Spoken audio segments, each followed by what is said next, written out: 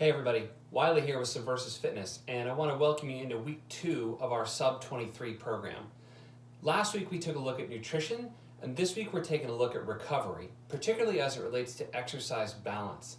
This is a conversation that we have with a lot of new athletes when they're getting used to building out a weekly routine and a weekly schedule, but it's also particularly relevant right now in times when we've had our daily routines upended or we're adjusting to a lot of new stress in our life, and what does that mean for our training, and how do we continue to be healthy and happy? When we look at stress and recovery, it's important to think of those like they're on a scale. So we drew one. Here's a scale. We have stress on one side and we have recovery on the other. It's important to think that whenever you are living your life, you are somewhere on this scale. This doesn't just have to be training.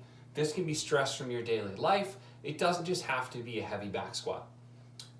Wherever you add more stress to your system, the scale will start to tip towards that side.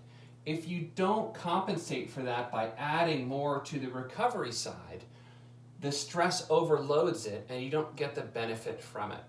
This is why it's really important when you are training that you have to add in the ability to recover from the work that you've done if you want to get the benefit from it. You can't just crush yourself with workouts every day and have that be how you get better. You get better and stronger in the resiliency that you build from the workout. So if you stress the body, you have to also be able to plan into your week, how are you going to add the amount of recovery necessary to get out of that training. That can also mean that in times like this, when there's more stress in the form of emotional stress on top of the physical stress, you're going to have to back off of the training a little bit because you got to add more recovery in here. You are still on the scale. Your body doesn't care that the world has crazy things going on in it right now. It just knows that it's stressed. It doesn't care that that's unreasonable or whatever. You still have to live by the law of recovery, which says you've got to add that in. So what we're looking at this week is not just how much are you training, but how are you balancing out the amount of recovery that you're taking? Because that's what's going to allow you to remain healthy and build fitness and also not get overwhelmed by what's going on in your life.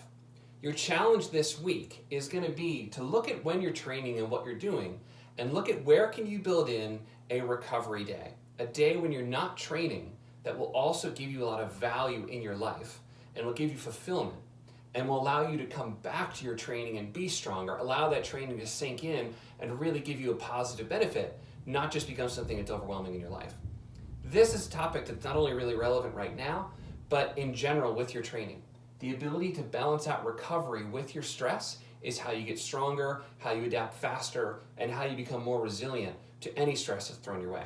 So your challenge again this week, plan out your recovery day. What's it going to look like? What are you going to do? How is it going to incorporate and all the values you have for your training and not take away from that? We don't want people to feel negative about recovery. This is actually how you get the most out of your training, and you will be a fitter and stronger and happier person if you prioritize this in your daily week.